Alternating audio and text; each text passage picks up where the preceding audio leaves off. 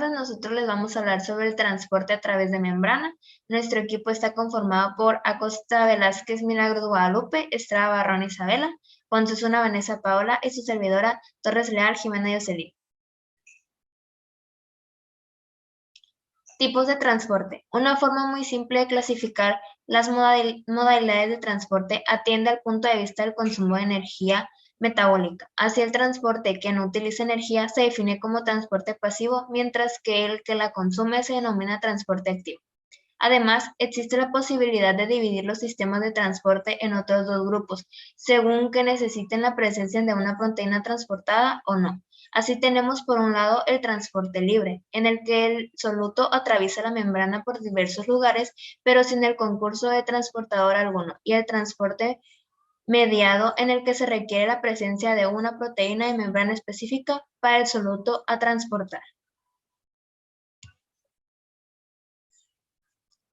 Transporte pasivo y libre. Difusión simple o libre. La difusión es un proceso que se produce como consecuencia de la energía térmica de la materia.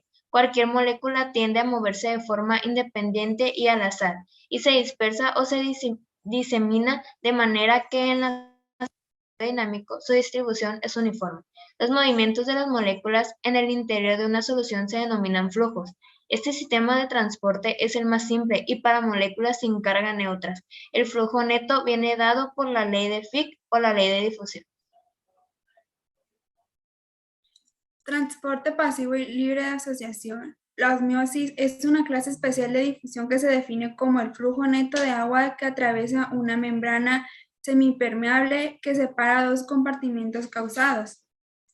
La membrana celular se comporta de forma aproximada como una membrana semipermeable, es decir, dejando pasar el agua, pero no los solutos. El agua se mueve desde una zona donde su concentración es mayor a otra donde es menor. En el caso de las soluciones intra y extracelular, el agua se moverá desde la solución que presenta una menor concentración, solución hiposmática, a lo que tenga la mayor concentración, solución hiperosmática. La presión hidrostática necesaria para impedir la osmosis se define como presión osmótica. Regulación de volumen celular. El mantenimiento del volumen celular es un parámetro imprescindible para la supervivencia de la célula. Este mantenimiento se logra mediante una adecuada cantidad de agua en el interior celular. Los factores que determinan el volumen celular son el número de partículas homeostáticamente activas del interior celular, la osmolaridad del líquido extracelular, la permeabilidad de la membrana celular. El comportamiento de una membrana es una solución artificial, depende no solo de las osmolaridades, sino también de la permeabilidad de la membrana celular o los solutos. Así que define un nuevo concepto que recibe el nombre de toxicidad, el cual indica que la afectación del volumen celular es una solución concreta. Se describe de forma práctica como siguiente. Si al introducir una célula en una solución el volumen celular no varía, se dice que dicha solución es isonática. Si al introducir una célula en una solución el volumen celular aumenta, se dice que dicha solución es hidrotónica. Si al introducir una célula en una solución el volumen celular disminuye, se dice que dicha solución es hipertónica. Transporte pasivo y mediado. Difusión libre a través de proteínas, canales. La membrana es poco permeable a solutos iónicos y dentro de estos es más permeable para los pequeños aniones que para los cationes. Por ello, estos compuestos utilizan un sistema de difusión formado por un tipo especial de proteínas de membrana denominados canales que permitan a los solutos moverse en ambas direcciones. Existen canales denominados pasivos que forman una especie de poros de membrana ya que están permanentemente abiertos, y otros activos o de compuerta que se caracterizan por disponer de dos posiciones, cerrado y abierto.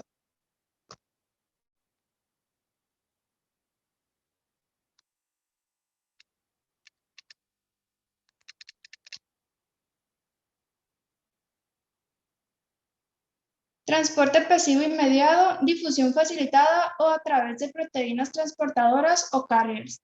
Un transportador de membrana se distingue de los canales en que dispone de un lugar de unión para el soluto a transportar que queda accesible por un lado u otro de la membrana, pero nunca por ambos lados del tiempo. La proteína transportadora, después de unir el soluto, experimenta un cambio conformacional que le permite realizar la transferencia del mismo. Dentro del transporte mediado se distinguen tres tipos de transportadores según el número y dirección de movimientos de los solutos a transportar. Unitransportador, en el que solo se mueve un soluto. Catransportador, se mueven dos solutos en la misma dirección. Contranstransportador o antitransportador, se mueven dos solutos en direcciones contrarias. Transporte activo y mediado. En este tipo de transporte se produce un consumo de energía dado que el movimiento se realiza en contra del gradiente de potencial químico o electroquímico. Las proteínas transportadoras tienen las mismas propiedades que las que realizan la difusión facilitada, con la diferencia de que para su funcionamiento requieren energía. Existen dos tipos de transporte activo. El transporte activo primario, en el que consumo energético normalmente de ATP está acoplado directamente al movimiento de soluto a transportar. Y transporte activo secundario, en el que el consumo de energía se realiza para generar un gradiente químico o electroquímico que se convierte en un depósito energético que se gastará para el empuje del soluto a transportar. Así, mientras la energía se disipa por desaparición de gradiente, se produce el arrastre del elemento que interesa se mueve en contra de gradiente. Transporte mediante vesículas. En este tipo de transporte, las sustancias pueden atravesar la membrana celular sin establecer relación alguna con los componentes de la misma.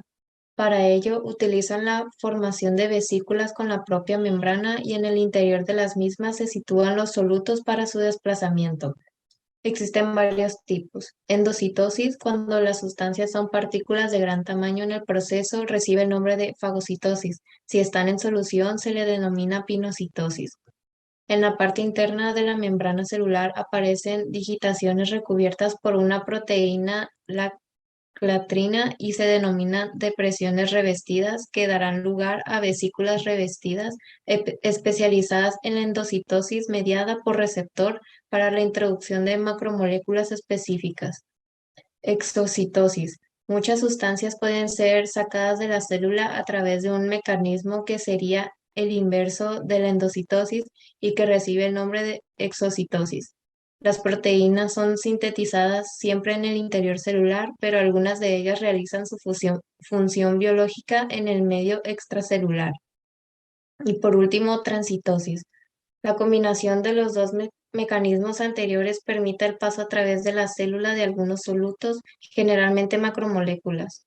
Después de la endocitosis, una vez en el citoplasma de la célula, las vesículas se mueven hacia la membrana contralateral con mayor o menor velocidad, constituyendo así verdaderos canales transcelulares de transporte.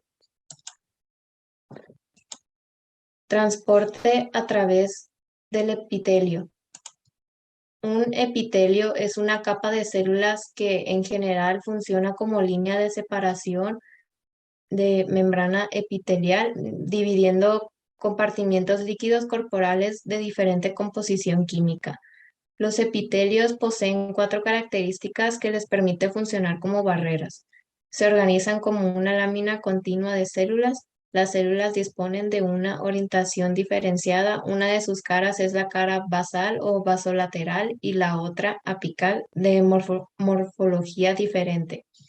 Las células epiteliales reposan sobre su membrana o lámina basal que sirve para fijarlas y para limitar el transporte a través de iones y pequeñas moléculas.